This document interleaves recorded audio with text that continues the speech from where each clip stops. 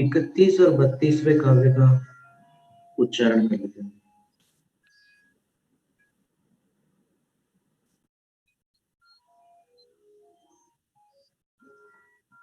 छत्रत्रयं तव विभाति शशांक कांत,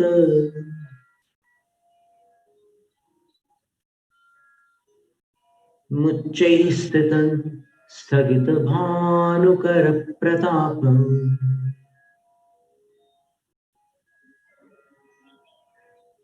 मुक्ताफल प्रकर जाल विवृद्ध शोभम्,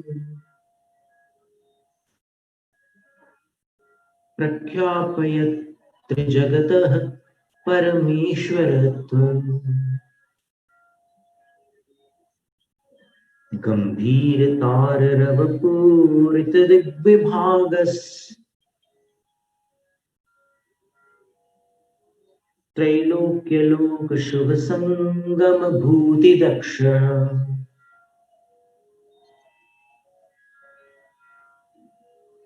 सद्धर्म राज जय घोषण घोषकः सन्, खेदुन्दुभिर्ध्वनति ते यशसः प्रवादी।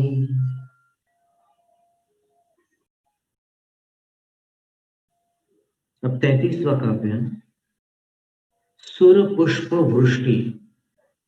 ये प्रातिहार्य होता है। इसमें भी सुर अर्थात देवों का समावेश रहता है।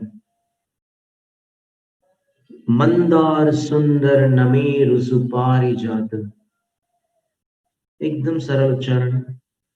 संतान कादि कुसुमोत्कर वृष्टि। अब यहां ध्यान देना,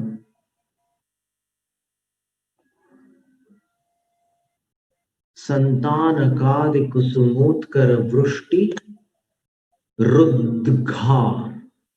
घर वाला घ बोलना है, धन वाला ध नहीं बोलना। रुद्धा नहीं है, रुद्घा है।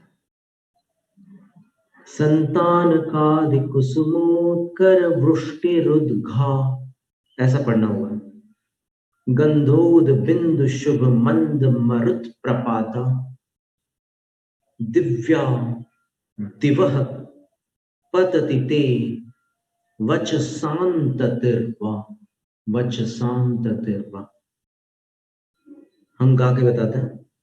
मंदार सुंदर नमेरु सुपारिजात, संतान कादि कुसुमोत्कर वृष्टि रुद्घा।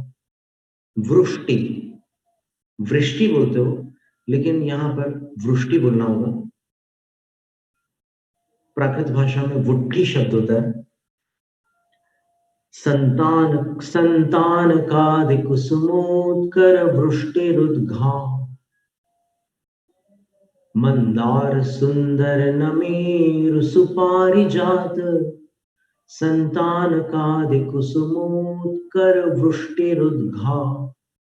गंधोद बिंदु शुभ मंद मरुत प्रपाता, दिव्या दिवह पतति ते वचसांततिर्वा। बहुत सुंदर वर्णन है पुष्प वृष्टि का। मंदार, ये मंदार एक पीले रंग का पुष्प होता है। कर्नाटक, दक्षिण कर्नाटक में देखने मिलता है, अन्य स्थानों पर भी होता होगा।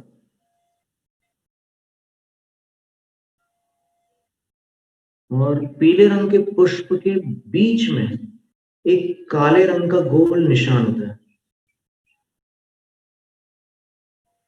जैसे किसी बच्चे के गाल पर काजल का टीका होता है।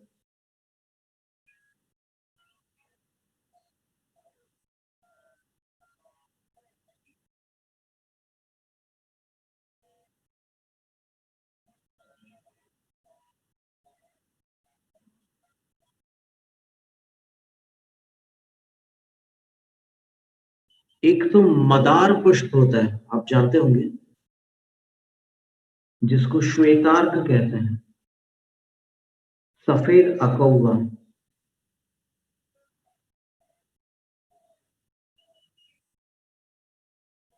और एक मंदार पुष्प होता है जो पीले रंग का रहता है और सुगंधित भी होता है। मदार जो है ना, उसमें खुशबू नहीं आती है, लेकिन मंदार में खुशबू आती है।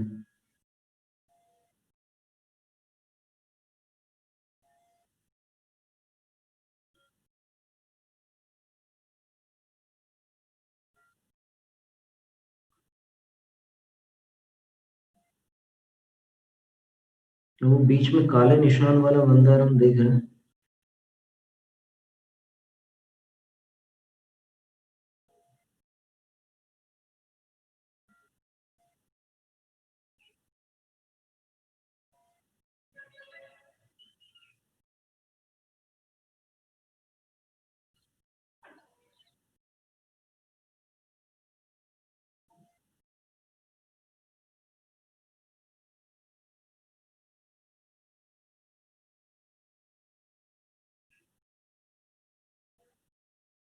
हो सकता है वो उसकी कोई प्रजाति हो।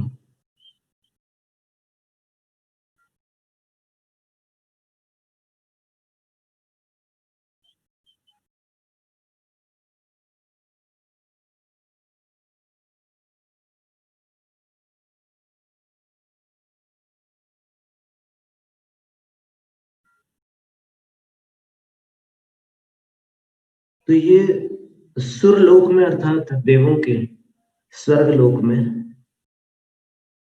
कल्प वृक्षों से ये सारे पुष्प जो हैं प्राप्त हो जाते हैं।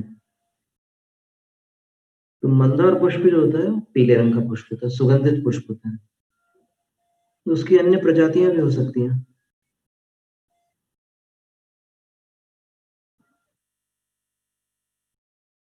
फिर दूसरा जो है सुंदर नमेरु। अब ये भी आपने देखा हो कभी, पता नहीं, लेकिन नमेरु का जो पुष्प होता है,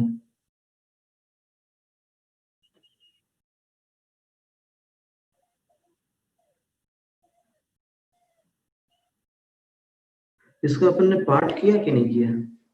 कर लेते हैं। मंदार सुंदर नमेरु सुपारी जात,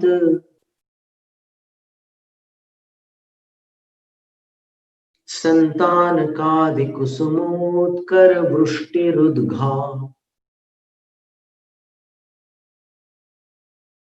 गंधोद बिंदु शुभ मंद मरुत प्रपाता,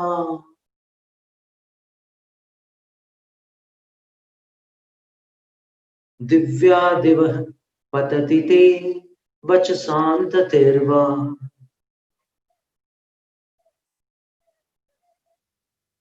तो मंदार पुष्प एक सुंदर नमेरु पुष्प होता है। नमेरु का अर्थ रुद्राक्ष। जिन्होंने रुद्राक्ष के फूल देखे होंगे वो जानते होंगे रुद्राक्ष के फूल बड़े सुंदर होते हैं। ऐसे घंटे जैसे लगते हैं। रुद्राक्ष के पेड़ पर आप उनके फूल देखो ना, तो ऐसे जैसे मंदिर में घंटे होते हैं ना, बस वैसे ही लटकते हैं। सफेद रंग के पुष्प होते हैं, इतने बड़े होते हैं, लगभग इतने बड़े होते हैं।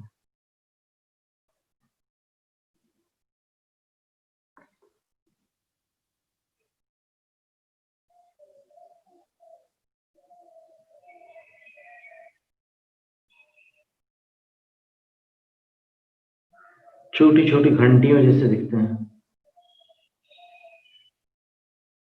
यहाँ दक्षिण कर्नाटक में हमने जो घाटियां हैं वहां रुद्राक्ष के पेड़ और उसके पुष्प वगैरह सब देखने मिले थे हम लोग। अब रुद्राक्ष भी अनेक प्रकार के होते हैं। छोटे रुद्राक्ष अलग प्रकार के होते हैं, बड़े अलग होते हैं।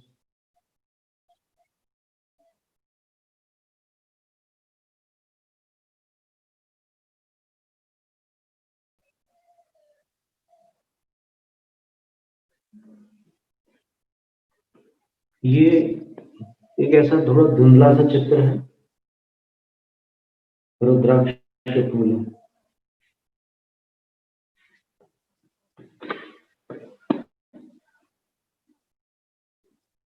और पिछले चतुर्मास में हमारे विद्यार्थी बहनों ने विहार के समय वो जो रुद्राक्ष वहां मिले घाटियों में, कई स्थानों पर मिले, तो उनको इकट्ठा कर लिया। अब यहाँ के रुद्राक्ष जो है दक्षिण कर्नाटक के, वो द्विमुखी रुद्राक्ष है। पंचमुखी रुद्राक्ष अलग होता है। और ये रुद्राक्ष जो है वो काष्ठ नहीं है, काष्ठ समान है लेकिन काष्ठ नहीं है, ये बीज है। तो फिर ऐसे 27 रुद्राक्षों की, 108 रुद्राक्षों की जो माला बनी, वो माला फिर इन लोगों ने, कर्नाटक वालों ने हमें पिछी परिवर्तन के दिन वो माला भेंट भी की थी। जो रुद्राक्ष इकट्ठे किए थे उससे उन्होंने माला बनवा करके भेंट की थी। ये द्विमुखी रुद्राक्ष,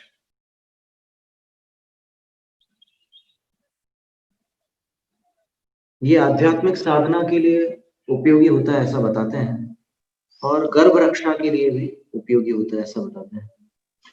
महाराज जी दिखाइए ना वो माला।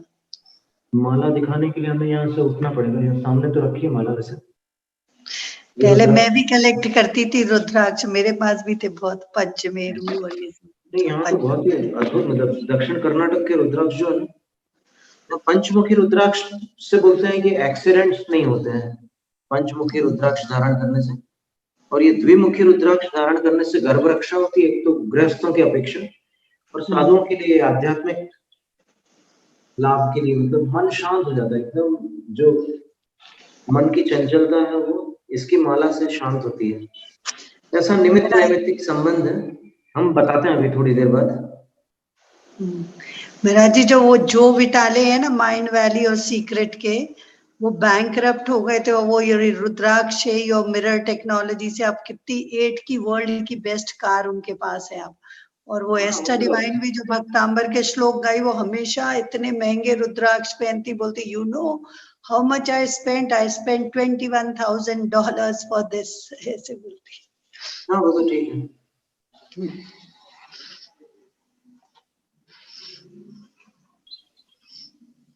वैसे द्विमुखी रुद्राक्ष सब जगह नहीं मिलता, यहाँ दक्षिण कर्नाटक के जंगलों में उसके पेड़ हैं, और उसके पत्ते जो होते हैं कुछ ग्रीन भी होते हैं और लाल भी होते हैं थोड़े,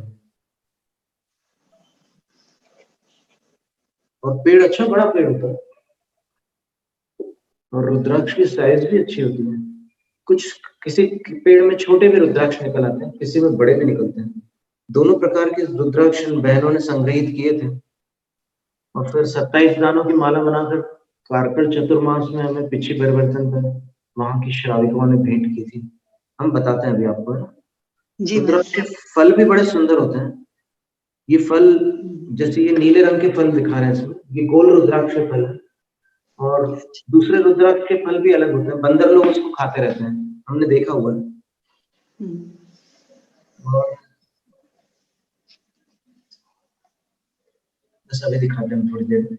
अभी अपन काव्य का अर्थ कर लेते हैं, तो फिर इन चर्चाओं में कई बार ध्यान ज्यादा लग जाता है लोगों को। भगवान की भक्ति, मंदार सुंदर नमेरु, नमेरु का पुष्प जो होता है बहुत सुंदर रहता है। अभी अपन ने चित्र देखे, आपने आंखों से देखोगे तो और अलग लगेगा थोड़ा, क्योंकि चित्र देखो और साक्षात देखो तो फर्क पड़ता है। आंखों के पास 3 डायमेंशनल विजन होता है ना, तो सुंदर नमेरु, नमेरु का अर्थ रुद्राक्ष। फिर सुपारिजात, सुपारिजात मतलब होता है शोभा से युक्त पारिजात पुष्प। पारिजात को वहां उत्तरापथ में हरसिंगार बोलते हैं, पश्चिम और दक्षिण में इसको पारिजात बोला जाता है। ये भी एक अच्छा पुष्प होता है, सुगंधित पुष्प होता है, और सवेरे आपको पारिजात के वृक्षों के नीचे वो फूल बिछे हुए मिलेंगे, और इसके पत्ते के काढ़े से भी स्वास्थ्य लाभ होता है।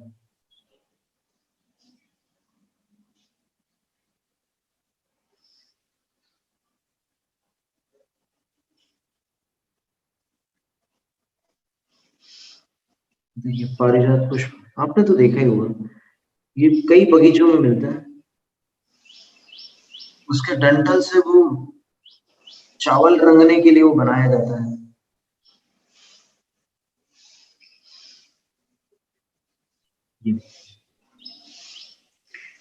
जी महाराज। आपने देखा होगा निश्चित से, और इसकी खुशबू भी आपको याद होगी, ये पारिजात खुशबू। महाराज जी, फ्रेंच मदर ने एक एक इन फ्लावर्स को नाम दिया है और उनके सिग्निफिकेंस दिए हैं उनकी, वो जो पौंडीचेरी में। हाँ ये पूरी एरोमाथेरेपी है। हाँ फूलों की सुगंध और धूप की सुगंध और अन्य तेलों की सुगंध, इनसे सब रोगों का उपचार किया जाता है। और इसीलिए तिब्बत में, नेपाल में, चीन में आज जो जैन शासन की धूप पूजा थी, जैनी लोग तो भूल गए धूप पूजा कैसे होती थी, लेकिन वो लोग जो धूप पूजा करते हैं वो उनके आराध्य अलग हो गए। 250 वर्ष पहले तक वहां जो 6 खंड थे चीन के, महाचीन, कोचीन, चीन, नेपाल, तिब्बत और कोई और स्थान था, ऐसे 6 खंड थे। पूरा अखंड एक हिस्सा था वो चीन का, और वहां पर हजारों जैन मंदिर थे और 5 जातियां थी जैनों की। एक गर्भ कल्याणक वाले जैन, जन्म कल्याणक वाले जैन, दीक्षा कल्याणक वाले जैन, ज्ञान कल्याणक वाले जैन और मोक्ष कल्याणक वाले जैन। 250 वर्ष पुरानी एक पुस्तक हमारे पास है अभी, उसमें एक ब्रह्मचारी जी ने, लामची दास, ब्रह्मचारी लामची दास जी, जो ब्रह्म देश से, बर्मा से निकले थे तीर्थ यात्रा के लिए, और 22 वर्षों में उन्होंने पैदल यात्रा की सारी सिद्ध क्षेत्रों की, और अंत में दीक्षा लेकर संलेखना की और फिर दिवंगत हो गए। और उन्होंने कैलाश यात्रा भी की, और कैलाश यात्रा एक यक्ष की मदद से की। कैलाश में जो बर्फ की दीवार है, उसके ऊपर जो बर्फ का आवरण है, वो इतनी मोटी दीवार है कि उसको कोई क्रॉस नहीं कर सकता, लेकिन यक्ष की मदद से वो अंदर गए, और अंदर जाकर के उन्होंने जिनालयों की वंदना की, और उन जिनालयों का जो वर्णन उन्होंने किया है वो हमारे पास एक प्रति है उनकी, बहुत अद्भुत, एकदम पढ़ करके लगता है कि जैसे वो आदि पुराण में जो भरत चक्रवर्ती ने चैत्यालय बनवाए थे ना, तो उनकी अभी वहां देवों ने रक्षा करके रखी हुई है। अभी क्या सब लोग चले जाएंगे तो फिर वहां समस्या खड़ी हो जाएगी, इसलिए वहां कोई जा नहीं सकता।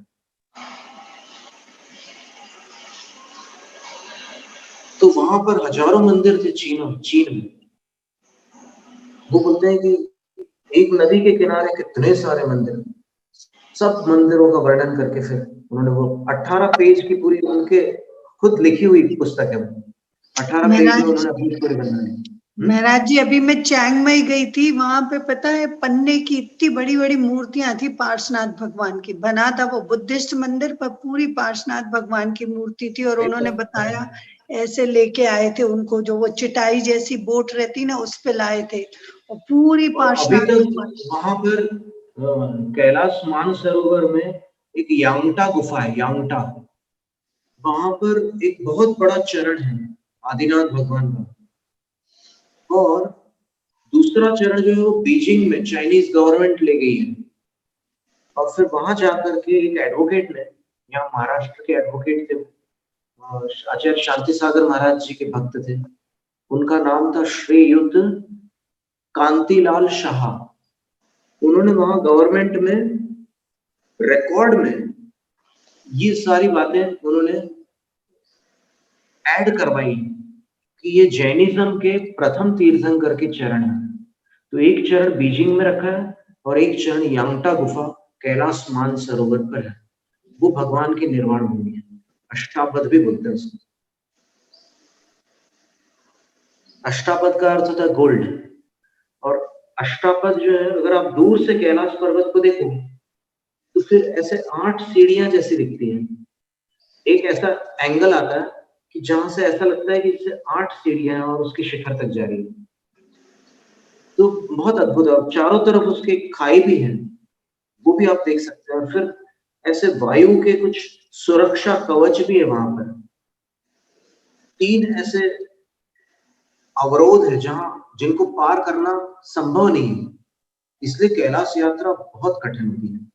कोई कर ही नहीं सकता। और जिन्होंने की है वहां अंदर तक उन्होंने बहुत कठिनाई से की है।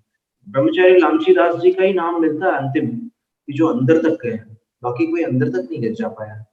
उन्होंने ये 4 दिन उपवास किए और फिर उन्होंने ये संकल्प किया कि यदि मुझे दर्शन नहीं मिले तो फिर मेरी जीवन यात्रा मैं यहीं समाप्त कर दूंगा। और तब जाकर के यक्ष देव ने आकर कहा कि ठीक है, आंख बंद करो और जब तक मैं ना कहूं तब तक मत खोलना। और फिर दर्शन करा दिया और 6 घंटे लगे दर्शन करने में। बहुत सुंदर वर्णन है वो। अब देखते हैं, अभी बड़ी सुंदर बातें हैं। तो वो लोग धूप पूजा करते हैं में, और अलग अलग प्रकार की धूप से अलग अलग बाधाएं दूर हो जाती है। तो शारीरिक बाधा है, और वो भी शरीर में कौन सी बाधा है, वो अलग प्रकार की धूप पूजा से समाप्त हो जाती है। और इस तरह बहुत सारी बातें हैं। तो सुपारिजात, ये भी एक पुष्प है। फिर संतानक, संतानक भी एक कल्प वृक्ष का पुष्प होता है, देवलोक के कल्प वृक्ष का पुष्प होता है। और आदि शब्द से, अब इतने तो नाम ले ही लिए, अब इसके अतिरिक्त अन्य भी जो पुष्प हैं उन सबको आदि शब्द में गिन लेना। तो ऐसे कुसुमोत्कर, कुसुमों का जो उत्कर है, अर्थात पुष्पों का जो समूह, उत्कर का अर्थ समूह होता है, प्रकर का अर्थ भी समूह होता है। तो ऐसे कुसुमों का जो उत्कर है उसकी वृष्टि ही, वृष्टि का अर्थ होता है बरसात, बारिश। दिवह पतति, आकाश से, पतति, पड़ती है, गिरती है, बारिश गिरती है। कहां पर? भगवान के पास, समव शरण में। अब वो बारिश कैसी होती है तो उसके विशेषण देख लीजिए। उद्घा, उद्घा का अर्थ होता है उत्कृष्ट, श्रेष्ठ, उत्तम। अब ऐसी क्या बात है, बारिश हो रही है, फूलों की बरसात हो रही है, तो इसमें उत्तम विशेषण क्यों लगा है? तो इसका उत्तर कल्याण मध्य स्तोत्र में कुमुदचंद आचार्य महाराज ने दिया है कि वो वर्षा जिसको आचार्य मानतुंग स्वामी उत्तम वर्षा कह रहे हैं, वो उत्तम क्यों है। उन्होंने बताया कि जो पुष्प वृष्टि में गिरने वाले नाना प्रकार के कल्प वृक्षों के पुष्प हैं, वो पुष्प इतने सुगंधित होते हैं कि देवलोक में तो कोई जीव जंतु है नहीं, विकलेंद्रीय जीव नहीं है, भोग भूमि में विकलेंद्रीय जीव नहीं है, म्लेच्छ खंडों में भी मक्खी मच्छर आदि नहीं होते, लेकिन यहाँ आर्य खंड में ये जीव जंतु होते हैं। कितनी विचित्र बात है। और इसीलिए दंश मशक परिशह, जो साधु 22 परिशह सहन करते हैं और कर्मों की निर्जरा करते हैं, तो परीक्षाओं को जीत कर वो निर्जरा को प्राप्त होते हैं और अपना कल्याण करते हैं कर्मों की निर्जरा करके। ये व्यवस्था वहां नहीं है। तो एक अपेक्षा से देखें कि कर्म भूमि जो होती है, यहाँ पर पूरे के पूरे 22 कष्ट होते हैं। ये सारे के सारे 22 कष्ट सर्वत्र नहीं होते, यहाँ होते हैं। और इन कष्टों को जीत कर ही वो अरहंत सिद्ध होते हैं।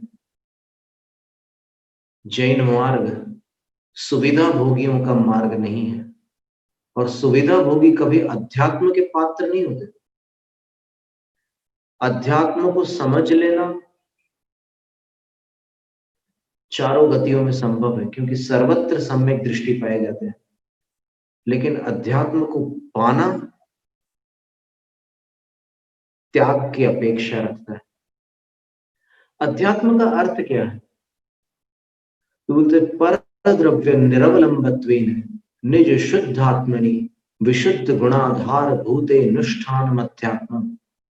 समय सार ग्रंथ के स्याद्वाद अधिकार में तात्पर्य वृत्ति टीका के अंदर जैसे आचार्य लिखते हैं कि पर द्रव्यों का आलंबन छोड़कर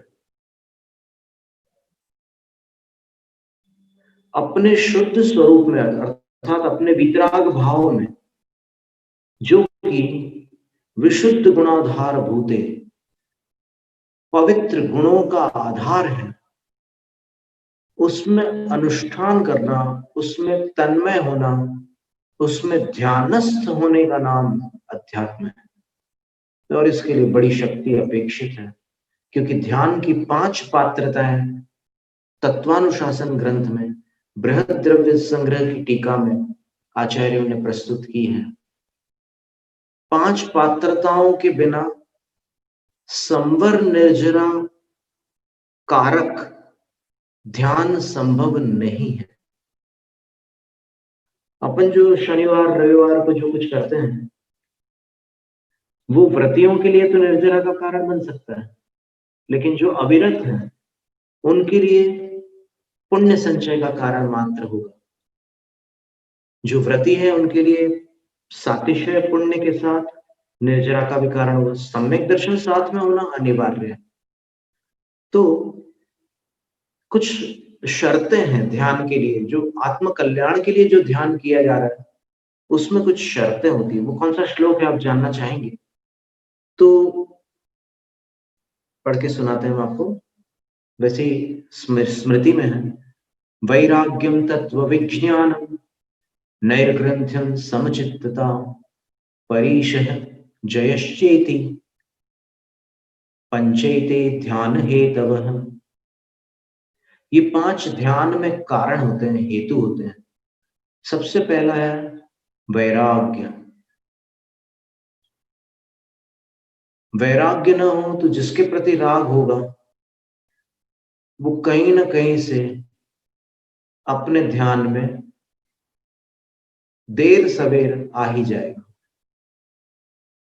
फिर दूसरा है तत्व विज्ञान। तत्व विज्ञान, विज्ञान का अर्थ है विशिष्ट ज्ञान, तत्वों का विशिष्ट ज्ञान होना, यह भी ध्यान के लिए आवश्यक है। तीसरा है नैर्ग्रंथ्यम। ग्रंथ का अर्थ परिग्रह है यहां पर, और नैर्ग्रंथ्य का अर्थ होता है परिग्रह का त्याग। परिग्रह के साथ मोक्षोपयोगी ध्यान संभव नहीं। और चौथा है समचित्तता। सुख में दुख में अपने मन को समान रखना।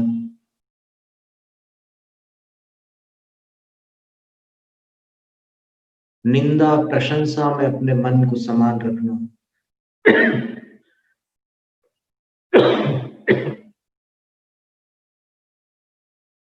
शत्रु मित्र में अपने मन को समान रखना। इष्ट अनिष्ट में अपने मन को समान रखना।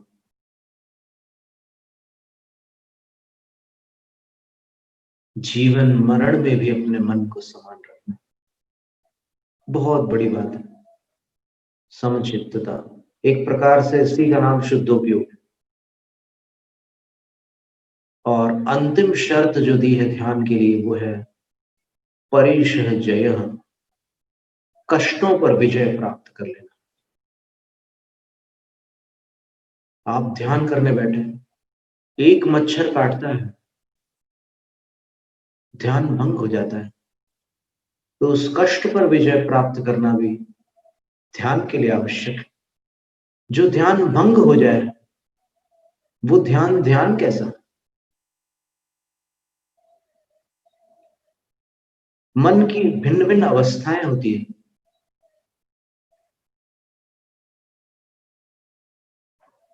चंचल मन की 3 अवस्था होती है, स्थिर मन की एक अवस्था होती है। स्थिर मन की जो अवस्था होती है,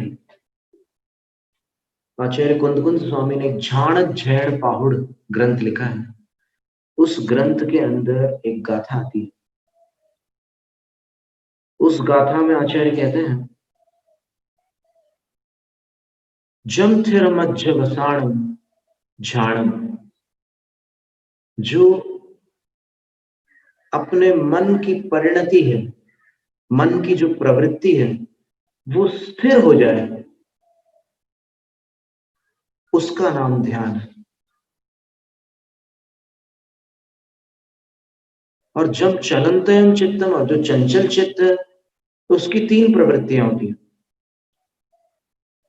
एक तो चिंता है, एक अनुप्रेक्षा है और एक भावना है। चिंता, अनुप्रेक्षा और भावना, ये शुभ और अशुभ दोनों हो सकती है। उत्तमा स्वात्म चिंता से, उत्तम चिंता अपने स्वभाव की चिंता करना कि मैं कब तक विभाव में पड़ा रहूंगा, मैं विभाव से हटकर अपने स्वभाव में किस उपाय द्वारा आऊं। इस तरह चिंता करना उत्तम चिंता है। और अनुप्रेक्षा का अर्थ होता है अनित्य, अशरण आदि जो 12 अनुप्रेक्षाएं आगम में कही गई है, उसमें अपने मन को लगाना, बार बार पर्यायों की अनित्यता का चिंतन करना, द्रव्य की नित्यता का चिंतन करना अनुप्रेक्षा है।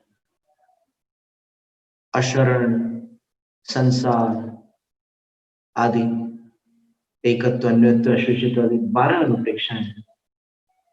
फिर भावना क्या है? मैत्री,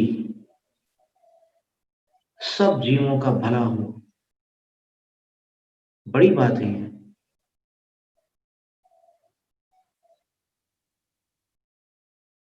सुखी रहें सब जीव जगत के,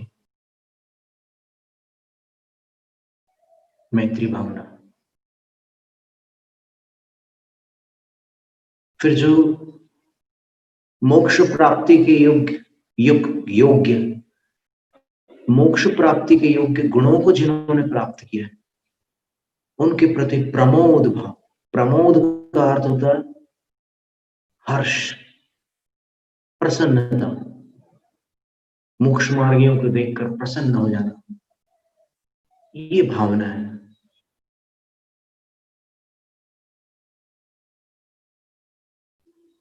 और दीन दुखियों के प्रति करुणा भाव। देखिए, जो अपन करुणा करते हैं वो अगर निस्वार्थ हो तो पूर्ण फल प्रदान करती है। और अगर उस करुणा के प्रति आपके अंदर कोई कामना होती है तो एक साहित्यकार ने कहा था, सम्यक तो भारती उनका नाम था, उनने कहा था कि प्रत्युपकार की कामना से किया गया उपकार उपकार नहीं, व्यापार है।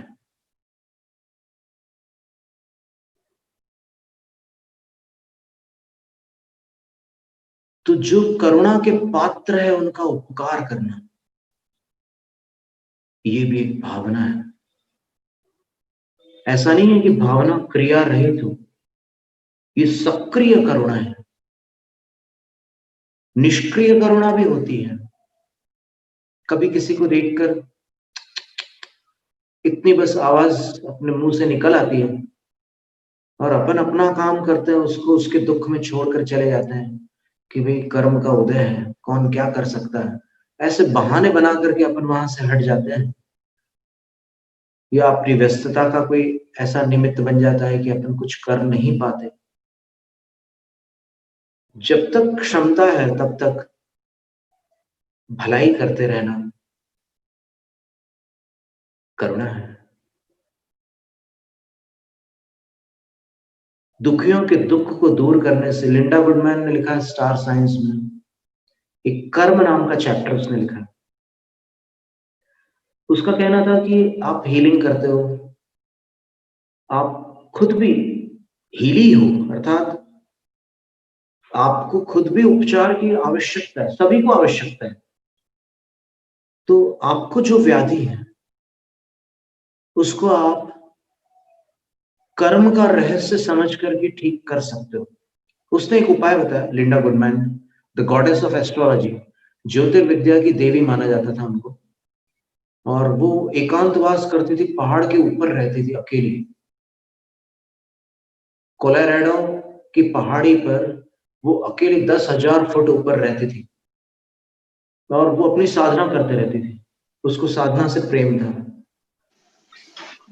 महाराज जी मेरे पास पूरी किताबें हैं लिंडा गुडमैन की, और जब मैं स्कूल में थी उसको पढ़ के मैंने अपनी खुद की कुंडली बनाई थी जब मैं हाँ, वो 10th में। रिलेशनशिप साइंस में कुंडली बन जाती है, स्टार साइंस, सन साइंस, ऐसी बहुत सारी पुस्तकें उनकी।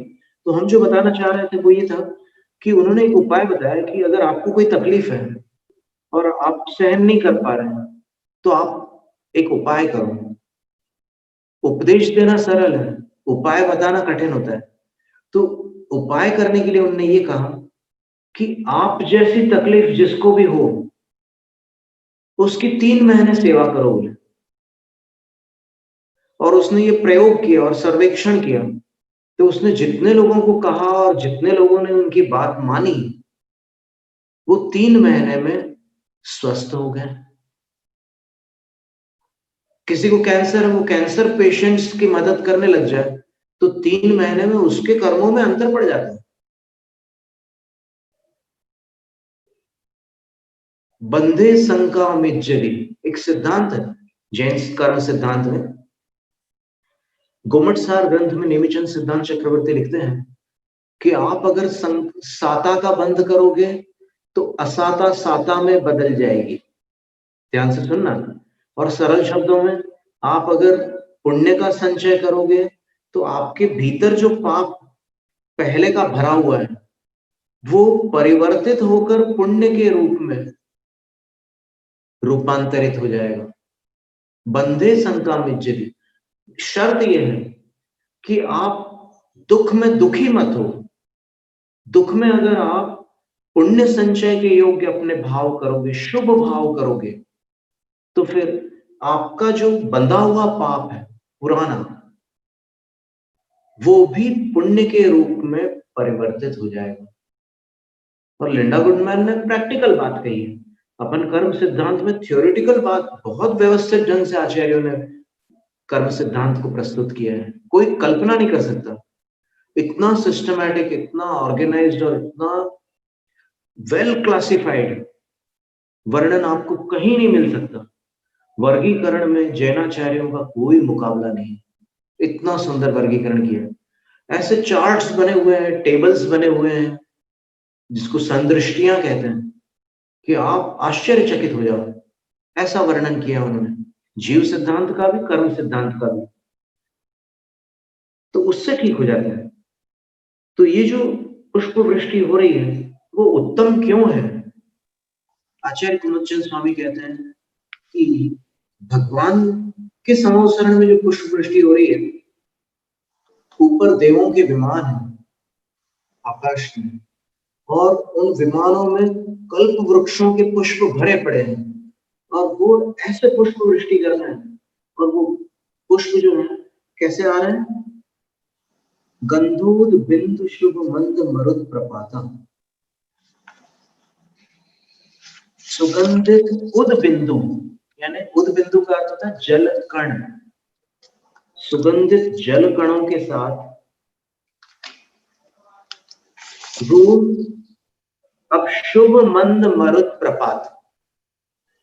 ये बहुत सुंदर पद है। इसका अर्थ लगाते समय आपको शुभ का संबंध मरुत के साथ जोड़ना है और मंद का संबंध प्रपात के साथ जोड़ना है।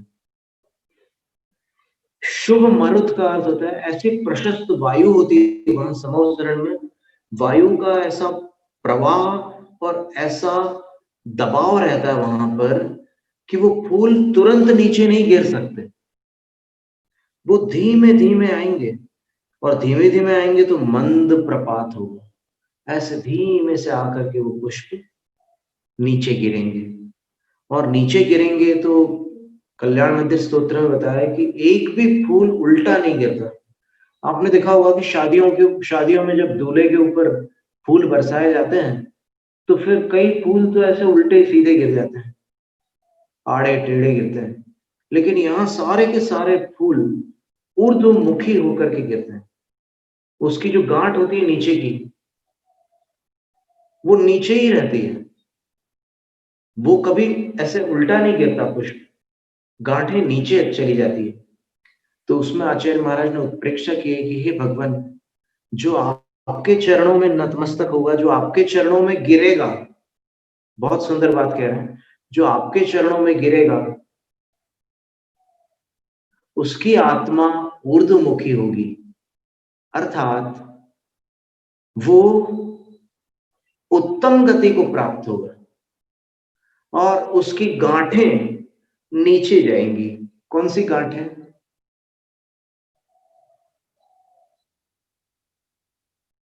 दो गांठें होती है ना, एक राग की गांठ और एक द्वेष की गांठ। द्वेष की गांठ को आप सरल शब्दों में समझ लो, बैर की गांठ, और राग की गांठ को आप सरल शब्दों में समझ लो, स्नेह की गांठ। तो ये गांठें जो है नीचे चली जाती है और वो ऊर्ध्वगामी हो जाता है। भगवान का भक्त कभी दुर्गति का पात्र नहीं होता। तो इसलिए उत्तम है वह वृष्टि, क्योंकि वो पुष्प ऊपर की ओर पंखुड़ी और नीचे की ओर गांठ करके गिरते हैं। अब आप सोचोगे कि हम एक फूल को अगर गांठ पर खड़ा करना चाहें तो कोई एकाध प्रजाति ऐसी हो सकती है कि जो पुष्प ऐसे ऊपर की ओर मुख करके खड़े हो जाते हैं, लेकिन जिसकी गांठ थोड़ी लंबी होती है वो पुष्प तो टेढ़े होते हैं। तो वहां समवसरण में ऐसा कैसे संभव है कि सारे पुष्प ऊपर की ओर हो? तो इस प्रश्न का समाधान ये है कि पहले आप ये जान लो कि शास्त्रों में समवसरण में जो पुष्प होते हैं उनका क्या वर्णन है। अष्टपौड़ ग्रंथ की टीका में लिखा हुआ है कि समवसरण में जो पुष्प होते हैं वो उस काल के जो मनुष्य होते हैं, माने जिन तीर्थंकर के समय वो समवसरण लगा है, उनके काल के जो मनुष्य होते हैं वो जब 20,000 सीढ़ियों पर आरूढ़ होकर सभा भूमि में प्रवेश करते हैं जहां पुष्प वृष्टि हो रही है, तो वो जो मार्ग होते हैं अपने अपने कक्ष में जाने के लिए और भगवान की परिक्रमा लगाने के लिए स्थान बना होता है, तो वो स्थान पूरा का पूरा पुष्प वृष्टि वाले पुष्पों से भरा होता है। और कितना भरा होता है? तो बोले उस समय के जो मनुष्य हैं उनके घुटनों तक फूल भरे होते हैं समवसरण। भगवान की सभा भूमि में जहां वो चलने वाला मार्ग है, जहां परिक्रमा लगाने वाला और प्रवेश करने वाला मार्ग है, पुष्प मनुष्यों के घुटनों तक भरे होते हैं। तो सारे पुष्प ऊपर की ओर मुख करके होते हैं। आड़े टेढ़े कैसे होंगे? जब पूरे पैक है, भरे हुए हैं, तो फिर उनको आड़ा टेढ़ा होने की जगह ही नहीं है। तो ऐसे ये पुष्प वृष्टि होती है और धीमे धीमे जब गिरती है तब कैसा लगता है? तो आचार्य कहते हैं कि वह पुष्प वृष्टि दिव्या, बहुत मनोहर लगती है, क्योंकि पुष्प जो होते हैं सारे पीले नहीं होते, सारे सफेद भी नहीं होते, सारे लाल भी नहीं होते, सारे गुलाबी भी नहीं होते, सारे नीले भी नहीं होते, एक वर्ण के नहीं होते, विविध वर्ण के पुष्प होते हैं। और वो वर्णों का जो कॉम्बिनेशन है, जो उसका तालमेल है, वो भी इतना सुंदर होता है। ऐसा नहीं होता कि वो अव्यवस्थित वर्णों का मेल हो जाए पुष्पों में, वो इतने सुव्यवस्थित ढंग से विविध रंग के पुष्प इस तरह से गिरते हैं कि वहां से जब भगवान की दिव्य ध्वनि गिर रही है तो दिव्य ध्वनि कानों में आ रही है और हाथ जोड़कर सारे श्रोता हाथ जोड़कर ही बैठते हैं समवसरण में। दिव्य ध्वनि का काल 2 घंटे 24 मिनट है। जो दिव्य ध्वनि के काल बताए हैं जय धवला में, उन कालों में, वो संधि कालों में दिव्य ध्वनि होती है, उन कालों में दिव्य ध्वनि 2 घंटे 24 मिनट तक लगातार खिलती है और श्रोता लोग हाथ जोड़ करके बैठे रहते हैं। 2 घंटे 24 मिनट तक ऐसे हाथ जोड़ करके बैठे रहते हैं, लेकिन थकान नहीं आती। वो वातावरण भी ऐसा समवसरण का, भगवान का प्रभाव भी है कि वहां किसी के हाथ दुखते नहीं है। यहाँ तो अपन एक आसन में थोड़ी देर बैठो तो फिर लगता है कि बदल ले आसन, बहुत हो गया, अब सहन नहीं होता, ऐसी स्थिति होती है। जब लेकिन वहां पर बड़े आनंद के साथ, भक्ति के साथ वो बैठ करके दिव्य ध्वनि का श्रवण करते हैं। और श्रवण करते समय जब वो भगवान की ओर निहारते हैं वो पुष्प भी दिखाई देते हैं, ऐसे धीमे धीमे गिरने वाले पुष्प। वो देवलोग दूर दूर से विमानों से पुष्प वृष्टि करते हैं, वो हवा से सारे पुष्प वहीं आते हैं जहां उनको आना है, जहां उनको पहुंचना है वहीं पहुंचते हैं, कहीं इधर उधर भटक नहीं जाते। वो वायु के माध्यम से वहां आते हैं और धीमे धीमे आते हैं। साथ में सुगंधित जल कण भी आते हैं, यानी जल कण आपको हम एग्जाम्पल देते हैं, उदाहरण देते हैं, वो कैसे होते होंगे वो जल कण। तो आपने कभी किसी शहर में चौराहे पर फव्वारा देखा होगा, और उस फव्वारे से जब हवा चलती है तो पानी की बारीक बूंदें कहीं दूर पार्क के पास खड़े हुए मनुष्य के बालों में आकर के छोटे छोटे जलकण किस तरह से दिखाई देते हैं, एकदम बारीक बारीक बूंदें दिखती हैं। और रात के समय भी वो लाइट्स के साथ जब फव्वारे करते हैं तब वहां पर एक अलग शोभा बनती है। तो ऐसे सुगंधित जल कण उस पुष्प वृष्टि के साथ आते हैं और वहां के सब प्राणियों के को उसका लाभ मिलता है। जब आंखों से देखते हैं तो ऐसा लगता है कि ते वचसां ततिर्वा पतति। कितना सुंदर वर्णन है। इसको उत्प्रेक्षा अलंकार कर कहते हैं। उत्प्रेक्षा का अर्थ है कि कोई घटना हो रही है, लेकिन उस घटना में जैनाचार्य कोई मंगलकारी कल्पना करते हैं।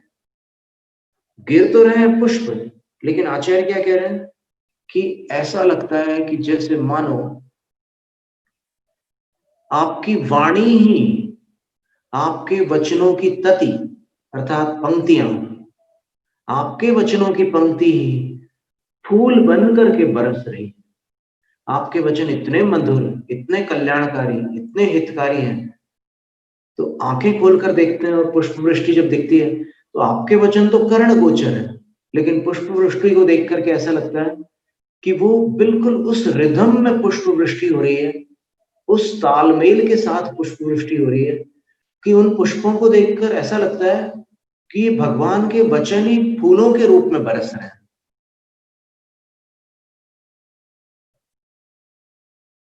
जैसे भगवान की वाणी में एक वाक्य है, त्याग कल्याणकारी है, भक्ति से कर्मों की शक्ति नष्ट होती है, ऐसे कुछ वाक्य है। तो वहां पर फूल जो बरस रहे हैं उनको देखकर भी ऐसा ही लगेगा कि बिल्कुल यही कह रहे हैं भगवान। क्या चित्रण है पुष्प वृष्टि का। तो ऐसी पुष्प वृष्टि समवसरण में होती है। ये भी एक अष्ट महाप्रातिहार्यों में से एक प्रातिहार्य है।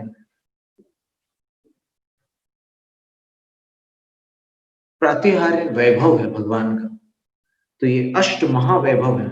भगवान के अष्ट प्रातिहार्य होते हैं, और इन प्रातिहार्यों में अभी तक अपन ने देखा कि पहला अशोक तरु था, दूसरा सिंहासन था, तीसरा चामर प्रातिहार्य था, चौथा छत्रत्रय था, पांचवा दुंदुभि था, और ये छठा पुष्प वृष्टि है, कुसुम वृष्टि। अब इसमें अपन ने देखा कि 3 प्रातिहार्य देवाश्रित थे।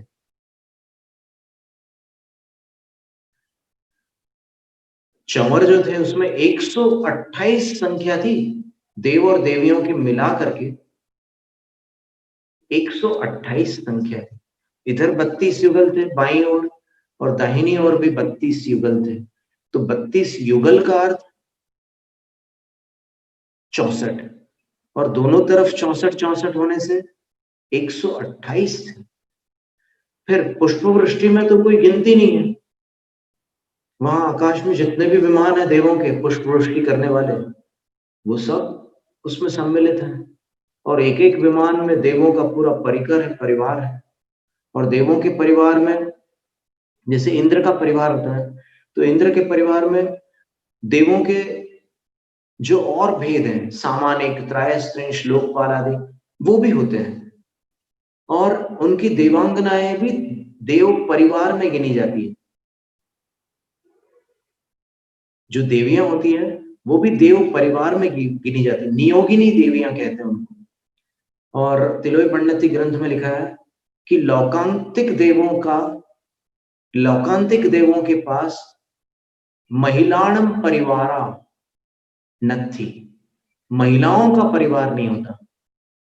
लौकांतिक देवों के पास महिलाओं का परिवार नहीं होता, इसका अर्थ ये हुआ कि बाकी देवों के पास होता है, तो वो सारे अपने परिवार के साथ वहां से पुष्प वृष्टि करते हैं, उनको बड़ा आनंद आता है। ये जिनेंद्र देव है। जिनेंद्र देव की भक्ति विभिन्न प्रकार से संभव है, और जितने प्रकार से करो उतने प्रकार से आप आनंद को प्राप्त कर सकते हैं। तो ऐसा ये पुष्प वृष्टि नामक महाप्रातिहार्य था, और वहां पर चामर प्रातिहार्य देवाश्रित था। फिर वो बाजों वाला, संगीत वाला जो प्रातिहार्य है, आपको याद है उसका नाम दुंदुभी प्रातिहार्य, वो भी देवाश्रित था।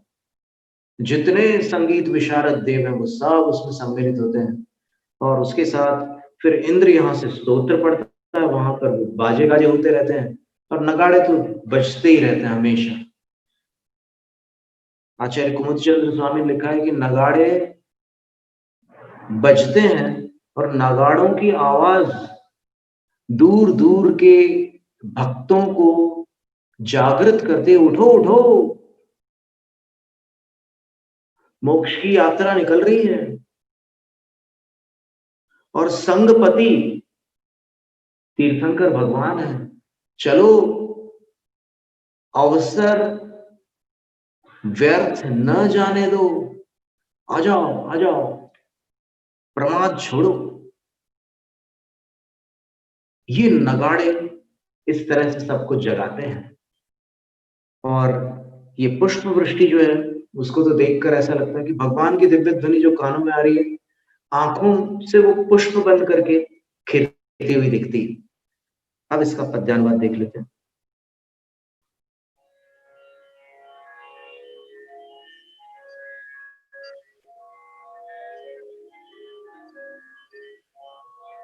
पारिजात तरु संतानक तरु, तरुण मीरुआ तरु मंदार, ऐसे ऐसे सुर तरुओं के, सुंदर सुमनों की बौछार।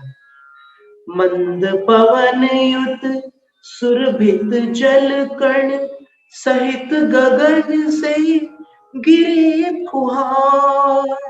सुमन पंक्तियां लगती हैं तब, वचन पंक्तियां जग में सार।